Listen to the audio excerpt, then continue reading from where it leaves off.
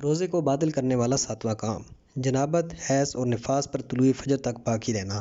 اگر ماہ رمضان کی شب میں کوئی شخص مجنوب ہو جائے تو طلوع فجر سے پہلے اس پر غسل کرنا واجب ہے، پس اگر جان کر طلوع فجر تک غسل نہ کرے تو روزہ باطل ہو جائے گا۔ یہی حکم ماہ رمضان کے قضا روزے کے سلسلے میں بھی آئے گی۔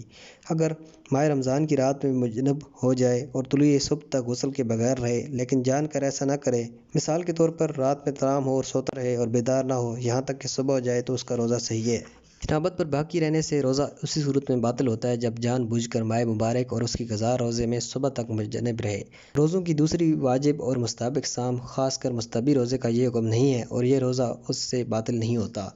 اگر ماہ مبارک کے رمضان کے روزوں میں غسل جنابت کرنا بھول جائے اور صبح تک مجنب رہے تو روزہ باطل ہو جائے گا، اور احتیاطی واجب یہ ہے کہ ماہ رمضان کے قضا روزے کو بھی اس سے ملحق کیا جائے۔ رہ گئے دوسرے روزے تو وہ اس طرح مجنب رہنے سے باطل نہیں ہوتے۔ اگر جنابت کی حالت میں کئی دن تک روزہ رکھتا رہے اور اسے یہ پتہ نہ چلے کہ جنابت سے پاک ہونا روزہ صحیح ہونے کی شرط ہے تو اس کے روزے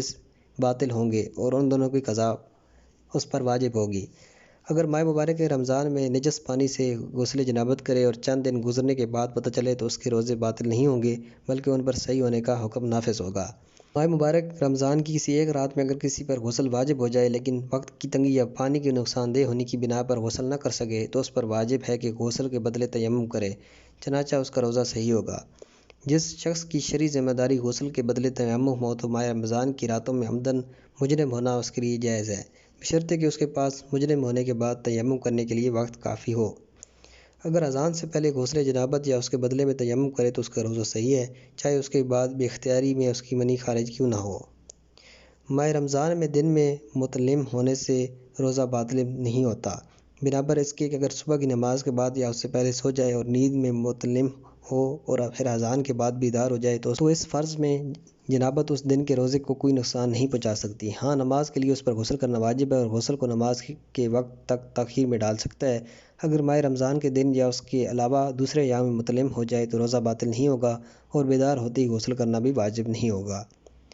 جو شخص ماہ رمضان کی شب میں مجنب ہو جائے یا جب بیدار ہو تو پتہ چلے کہ متلم ہو گیا ہے اور جانتا ہو کہ اگر دوبارہ سو گیا تو صبح سے پہلے غسل کے لیے نہیں اٹھ پائے گا تو غسل کیے بغیر سونا اس کے لیے جائز نہیں ہے، پس اگر سو جائے اور صبح سے پہلے غسل نہ کرے تو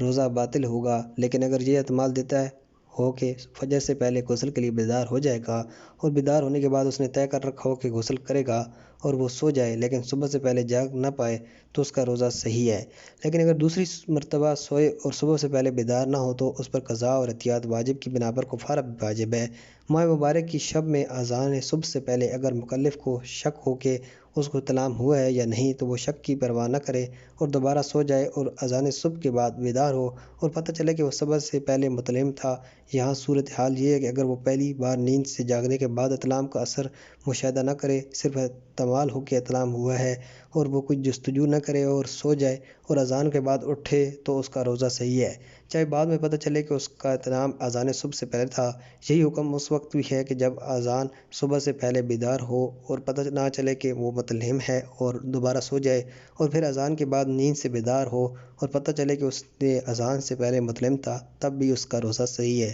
اگر عورت حیض سے پاک ہو اور اس پر غسل واجب ہو یا نفاس سے پاک ہو اور اس پر غسل واجب ہو جائے تو ماہ مبارک میں اگر غسل کرنے میں اتنی تاخیر کرے کہ صبح ہو جائے تو اس کا روزہ باطل ہو جائے گا۔ اگر روزہ دار عورت دن میں حیض یا نفاس میں مبتلا ہو جائے تو اس کا روزہ باطل ہو جائے گا، چاہے مغرب کا وقت قریب ہو۔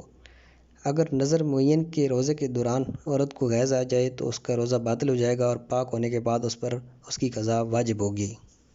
والسلام علیکم ورحمۃ اللہ۔